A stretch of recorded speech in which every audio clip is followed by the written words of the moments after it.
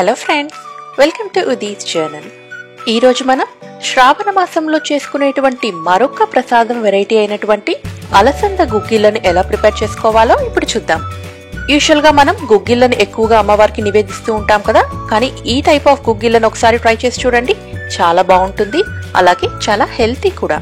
ఈ రోజు నేను ఈ అలసంద గుగ్గిళ్ళని చాలా సింపుల్ గా ఎలా ప్రిపేర్ చేసుకోవాలో చూపించబోతున్నాను.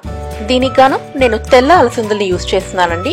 మెజరింగ్ కప్ తో 1 కప్ అలసందల్ని తీసుకుని వీటన్నింటినీ కూడా ఓవర్ నైట్ సోక్ చేసి పక్కన ఉంచుకోవాలి. నేను ఇక్కడ ఓవర్ నైట్ సోక్ చేసి ఉంచుకున్నానండి. చూసారు కదా, అలసందలంతా కూడా బాగా పఫ్ అయింది కదా.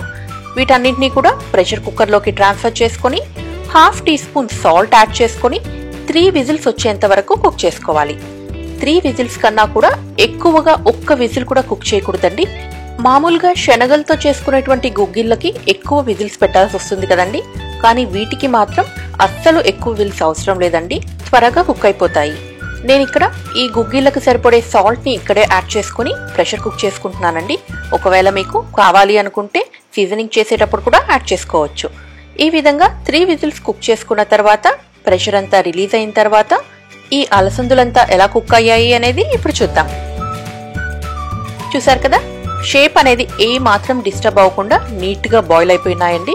ఈ విధంగా మనం ప్రెస్ చేయంగానే బాగా మ్యాష్ అయిపోయేంత నీట్ గా బాయిల్ అయిపోయాయి. ఇప్పుడు వీటన్నిటిని కూడా పోపు పెట్టుకుందాం.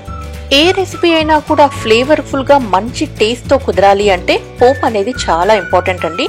కొన్ని రెసిపీస్ అయితే మాత్రం పోపుని బేస్ చేసుకునే టేస్ట్ అంతా కూడా డిపెండ్ అయి ఉంటుంది. ఈ రెసిపీ కోసం 2 టీ స్పూన్స్ ఆయిల్ యాడ్ చేసుకుని ఆయిల్ హీట్ అయిన తర్వాత 1 టీ స్పూన్ ఆవాలు, 1/2 టీ స్పూన్ జీలకర్ర, 1 టీ స్పూన్ ఉరుద్ దాల్, 1 టీ స్పూన్ చనాదాల్ యాడ్ చేసుకుని కొద్దిసేపు వేగేంత వరకు ఈ విధంగా వేయించుకోవాలి. ఇలా ఇవి వేగిన తర్వాత 1/4 టీ స్పూన్ ఇంగువ, అలాగే 1/2 టీ స్పూన్ టర్మరిక్ యాడ్ చేసుకుని 2 లేదా 3 ఎండుమిర్చిని ఈ విధంగా బ్రేక్ చేసి యాడ్ చేసుకుని 2 రెమ్మల కరివేపాకును యాడ్ చేసుకుని కరివేపాకంతా కూడా కొద్దిగా వేగిన తర్వాత మనం బాయిల్ చేసుకున్నాం కదండి, ఆ అలసందులన్నింటినీ కూడా వాటర్ డ్రైన్ చేసేసి యాడ్ చేసుకోవాలి. అవసరమైతే ఈ టైంలోనే సాల్ట్ అడ్జస్ట్ చేసుకుని చాప్ చేసిన సిలాంట్రోని కొద్దిగా పైన స్ప్రింకిల్ చేసుకుని కొద్దిగా చల్లారిన తర్వాత అమ్మవారికి నైవేద్యంగా సమర్పించుకోవచ్చు. అలా కాకుండా ఒకవేళ హెల్తీగా రెగ్యులర్ గా తీసుకోవాలి అనుకునే వాళ్ళు కూడా బ్రేక్ఫాస్ట్ లోకి దీన్ని పర్ఫెక్ట్ గా సర్వ్ చేసుకోవచ్చు. చూసారు కదా, చాలా సింపుల్ గా ఉండేటువంటి అలసంద గుగ్గిళ్ళని మీరు కూడా ఇంట్లో ట్రై చేసి మీకు ఎలా కుదిరింది అనేది తప్పకుండా నాకు కమెంట్ సెక్షన్ లో మెన్షన్ చేయండి.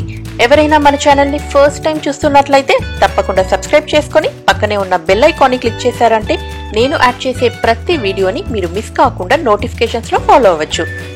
ఇలాంటి మరెన్నో ప్రసాదం రెసిపీస్ లింక్స్ అన్నిటినీ కూడా నేను డిస్క్రిప్షన్ బాక్స్ లో ప్రొవైడ్ చేశానండి, లేదా మీరు ఛానల్లోని ప్లేలిస్ట్ లో కూడా ఒకసారి చెక్ చేయొచ్చు. మరొక డెలిషియస్ రెసిపీతో మళ్ళీ కలుద్దాం. అంతవరకు take care and thanks for watching.